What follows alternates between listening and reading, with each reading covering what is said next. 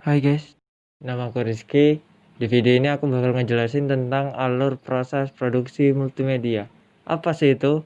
Proses ini dapat diartikan sebagai urutan melalui tahapan-tahapan yang harus dilakukan agar produk multimedia terlihat bagus. Ada 3 tahapan pada proses ini, diantaranya adalah praproduksi, produksi, dan pasca produksi.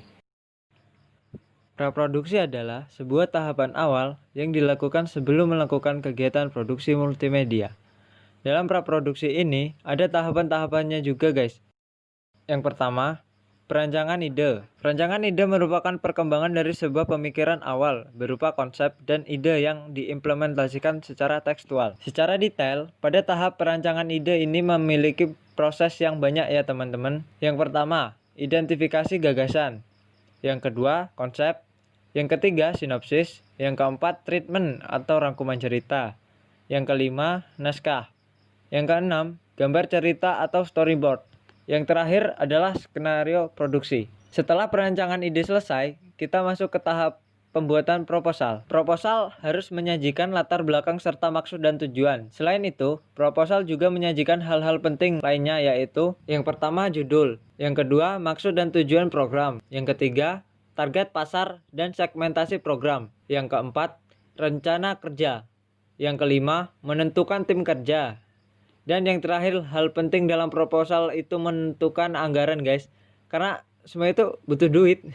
Setelah proposal selesai dibuat, kita lanjut ke pembuatan sampel.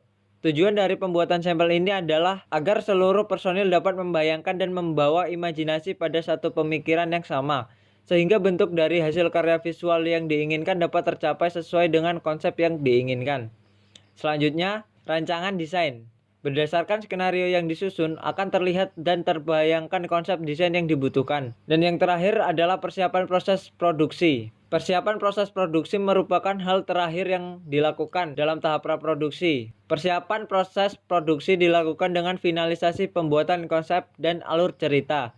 Selain itu, finalisasi peralatan juga diperlukan ya. Selanjutnya, kita masuk ke tahap produksi. Tahap produksi merupakan kegiatan implementasi dari segala yang tertuang di skenario. Tahap produksi juga sangat banyak melibatkan personel dalam proses dan aktivitasnya, yaitu non-technical production personnel dan technical production personnel. Yang masuk ke dalam non-technical production personnel diantaranya adalah 1. Produser, 2. Produser eksekutif, 3. Manajer produksi, 4. Asisten produksi, 5. Sutradara, 6. Asisten sutradara, 7. Manajer area, 8. Penulis naskah, 9. Penata artistik, 10. Penata wajah, dan yang terakhir adalah perancang busana. Sementara itu, yang masuk ke dalam technical production personnel adalah 1. Direktur teknik, 2. Juru kamera, 3. Sinematografer, 4. Penata cahaya, 5. Operator audio, 6. Operator perekam gambar, 7. Penyunting gambar, 8. Penata grafis, dan yang terakhir adalah penata suara.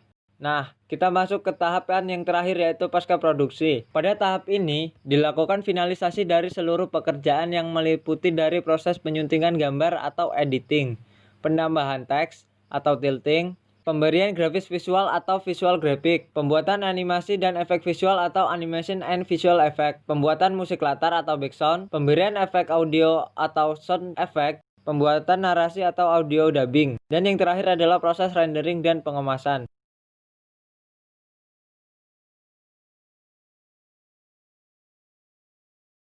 Itu aja guys penjelasan alur proses produksi multimedia dari aku. Kalau kalian belum paham, kalian bisa searching di internet. Bye bye.